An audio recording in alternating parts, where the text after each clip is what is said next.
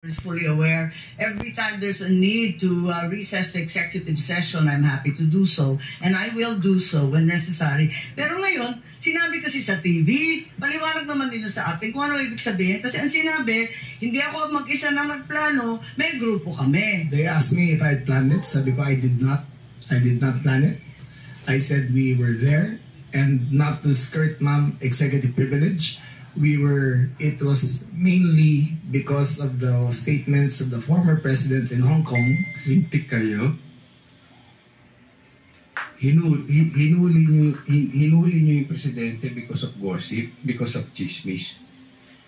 Anong nangyayari sa gobyerno natin? That he said, in his words, ma'am, in Hong Kong, that I think you have a clip. He said that ang reading ko ay may ICC warrant of arrest na.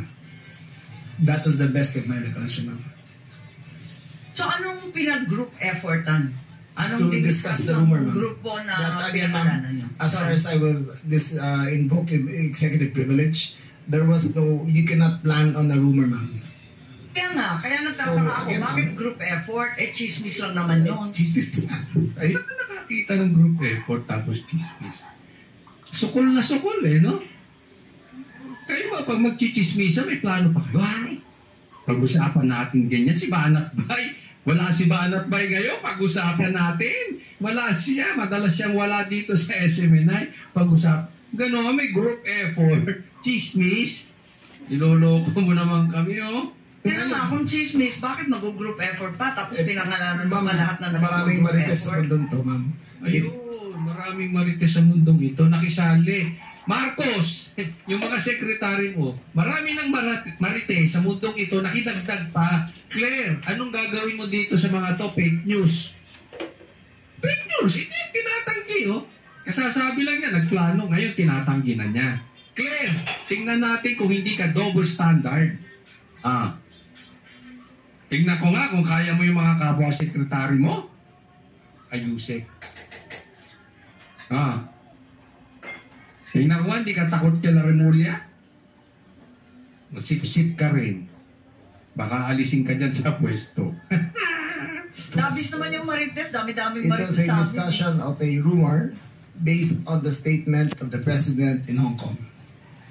Nakakatuwa lang dahil chismis lang pala Bakit sesentensyahan yung tao sa base ng chismis? It was a discussion of a rumor based on the statement of the president in Hong Kong. So you deny that you're part and parcel of the planning and that the other persons you named, hindi rin sila kasali dun sa pagpaplano? Again, ma'am, we were discussing the statement of the former president while he was in Hong Kong, that he said that he said, in his words, ang reading ko ay may warrant of arrest na ako. So that was the only basis of the conversation.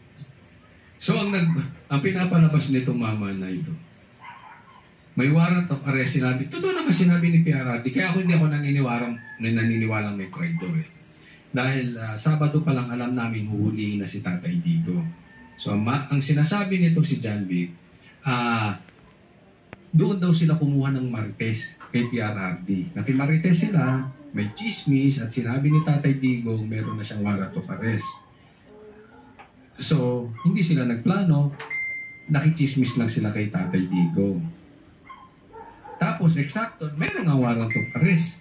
So, sa madaling salita, mahina intel nyo, inaamin ninyo. Nauna pa kaming nakaalam na may warrant, nahuhulihin na si Tatay Digo. Nauna pa kayo ni Tatay Digo yung huhulihin.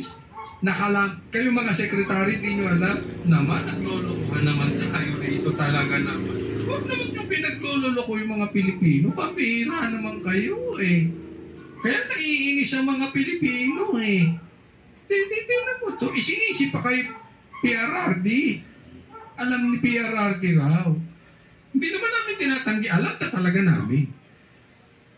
Nung nasa Hong Kong kami, alam na namin. Alam mo kaya yung lumalabas na chismis? Ito sasabihin ko sa inyo kung gaano kahihina itong mga trolls ni Marcos.